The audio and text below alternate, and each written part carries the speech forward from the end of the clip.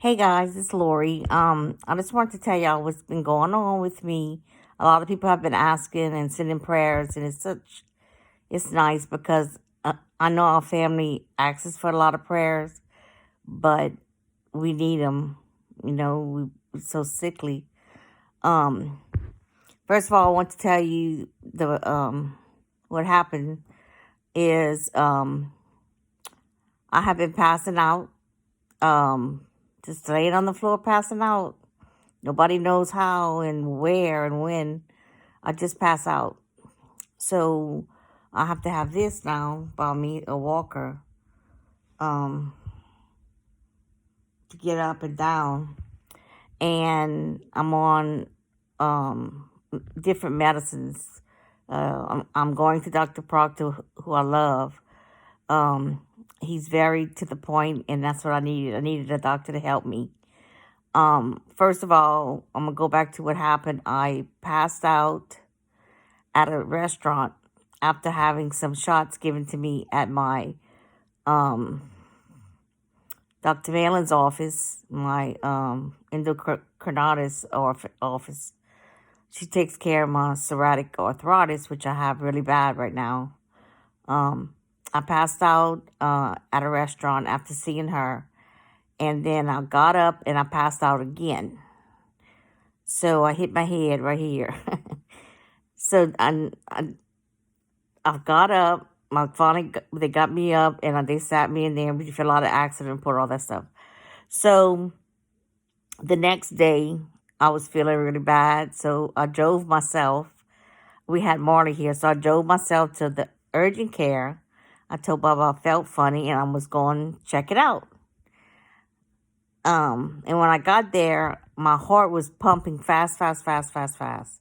So he said, you need to go straight to the emergency room. They did an EKG on me. He said, something's not right. He said, you're about to go into atrial fib, and I don't want you going into making my heart do that.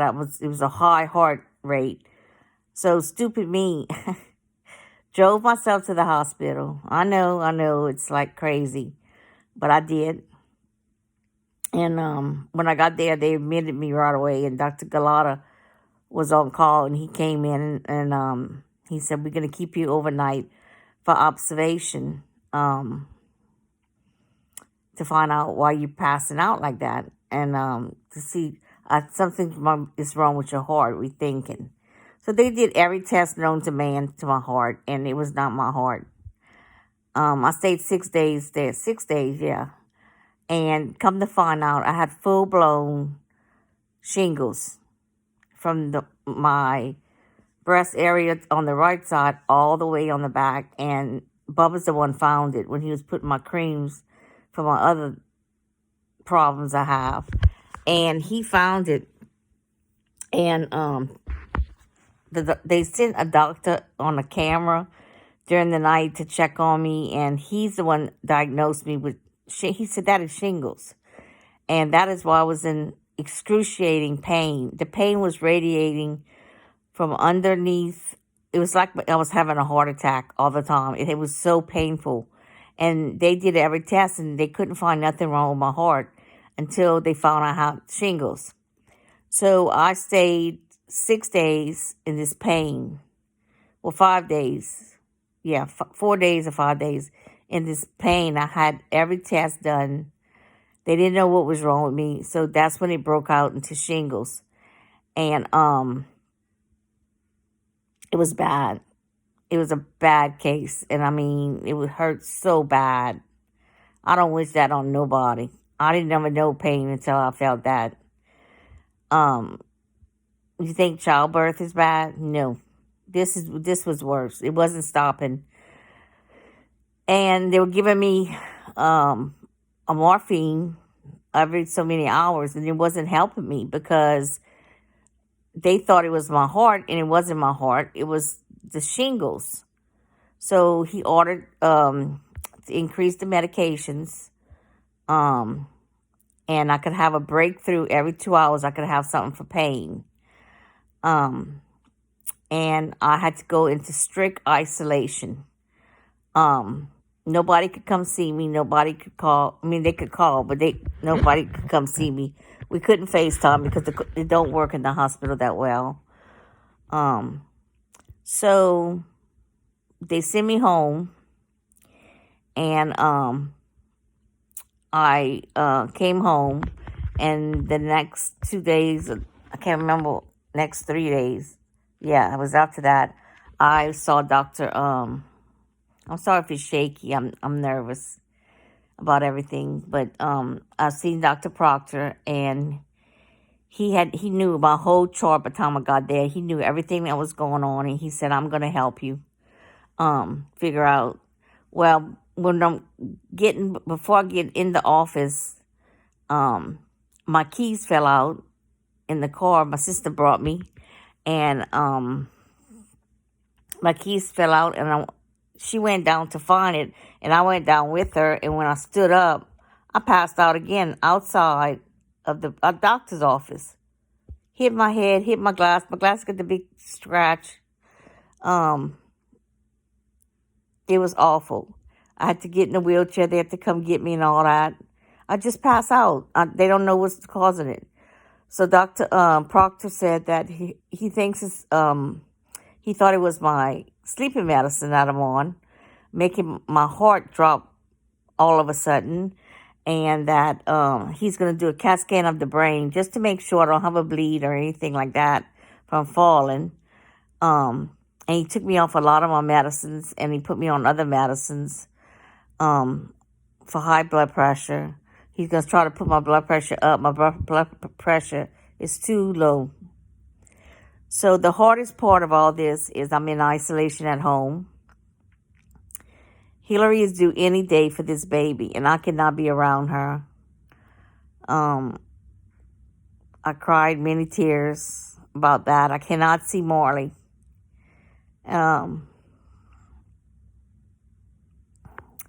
I wasn't going to cry, but I'm in isolation at home. So I cannot see Marley at all. He cannot come see me because he's still a baby. I mean, I could give this. I'm very contagious until the shingles is completely gone. I'm hoping I can go see the baby being delivered, but I'm probably won't be able to. I go see him in 3 weeks. And she's due in 3 weeks. I mean, she's due the beginning of March.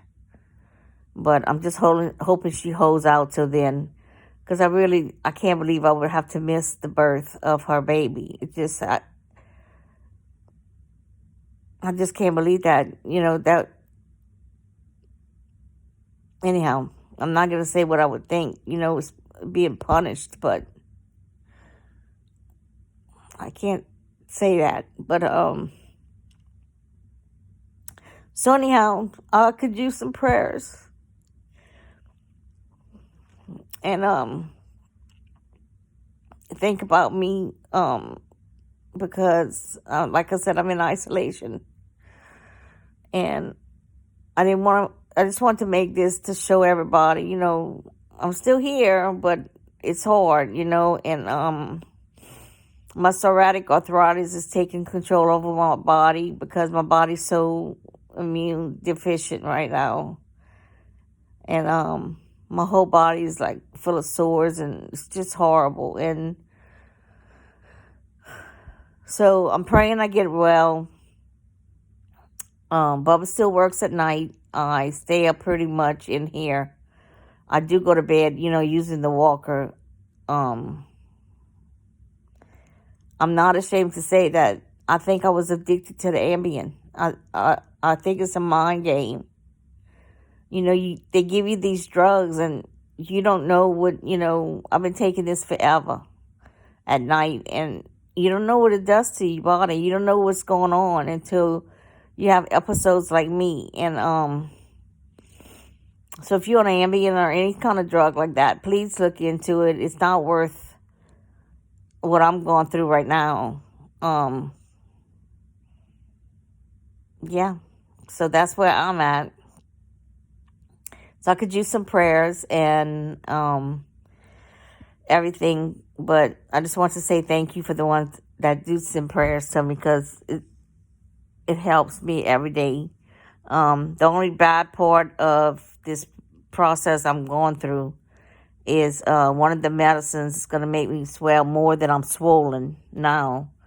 Um, I'm starting to swell again in the face because all this is all swelling, and there's nothing I can do about it. I have to take the pill. I have to see what's going on. So I am gonna swell up bad, he said. And then it'll level out.